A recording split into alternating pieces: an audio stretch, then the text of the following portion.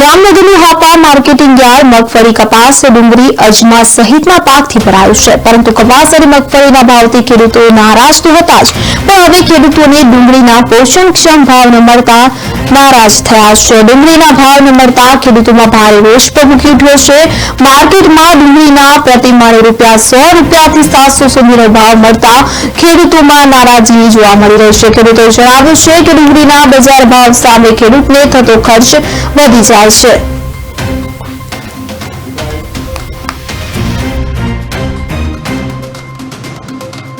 ડુંગળીના ભાવ વચ્ચે થોડા સમય 1200 સુધી પર પહોંચ્યા હતા, પણ અત્યારે હવે આવકોના પ્રમાણમાં ભાવો સારી ડુંગળીના ભાવ 800 થી 900 સુધીના ખેડૂતોને મળે છે, અને આ જ રીતે જો ભાવમાં થોડો ઘણો સુધારો આવી શકે છે તો કઈ લાંબુ ફેરફાર થાય એવું જણાતું નથી।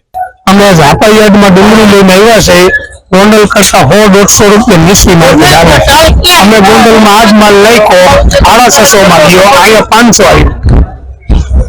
ખેતરનો માલ છે।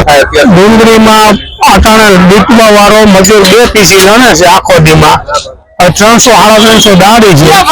15 રૂપિયાની પીસી લઈ 20 રૂપિયા ભાવ ભાઈ ખેડૂતને ભાગ્યને કાંઈ વધે એમ નથી। ડુંગળીના ભાવ વચ્ચે થોડા સમય